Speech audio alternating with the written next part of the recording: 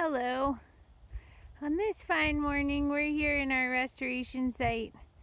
We are setting permanent pins for our monitoring effort. This is a trail that RMFI is going to restore in the coming months.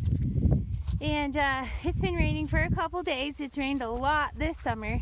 So you can see that there is a sub-drainage right here in the center of the trail.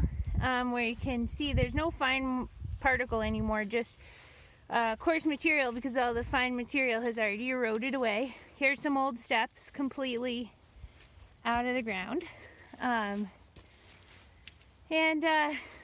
You can see the cut bank here on the trail is really pretty deep. I have my measuring tape here. You set this here. Okay. So, that's what we're looking at right now. That right there is something on the order of 3 to 4 feet in depth in the center of the trail here. And we're just at the bottom. There's a couple other switchbacks. So what are we doing here? We have established cross sections along this longitudinal line that we're walking up. And these cross sections are every 30 feet or at a significant trail feature.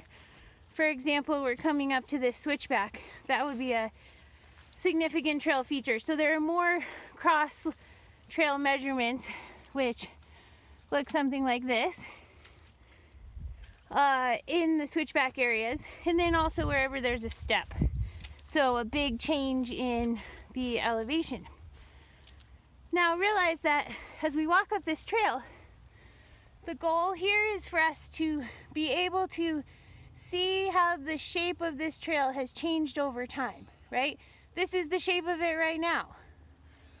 We are going to implement subsurface structures for the purpose of trying to slow erosion down and retain the materials here, create a better user experience, and less damage to the landscape. So we will see over time if that shape that I just showed you changes. Now here's another significant trail feature. So there'd be a cross measurement there, whether or not it was 30 feet away from the measurement before it. Now you see here we have some rocks. Probably just some concerned trail users have put these rocks here. They're just on the surface. But you can see that people are making their own trail. It's right here. Can you see that there? Okay. But this is where they're supposed to walk. So you make the choice.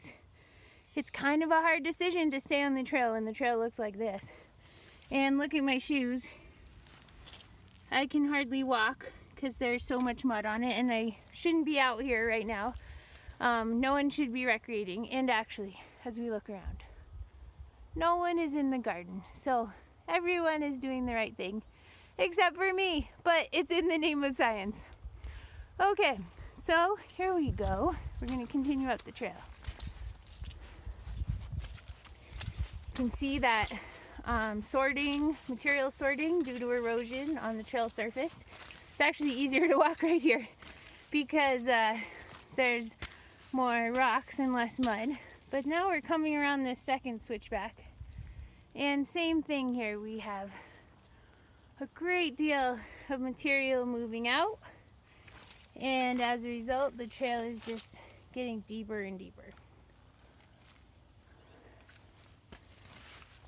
So this little runnel in the center of the trail is a good foot just to the trail surface right here. So we also take that measurement. We look at how deep it is in the center of the trail and in what's called the thalweg, the deepest point. So here we're going up. This is a bit better. I can walk with more ease, and the side slopes are less, but you can see obviously plants are falling right out of the hillside due to erosion. And in fact, we're out here today to set permanent pins. This is our third attempt because we cannot find our measurement places because the landscape is moving so much. So today we have dog tags and these long nails, and we're going to basically bury these cross-section measurements and find them with a metal detector later. This is a technique that I learned from a colleague of mine here in Colorado Springs, Melissa McCormick, who used this kind of methodology to do her research in graduate school. So here we're coming to the top. We're almost at our last major trail feature, which is this step complex. And here we are, the end of the restoration area. So this is what your citizen scientists are out here doing. If you'd like to join us, please be in touch. We would love to have you.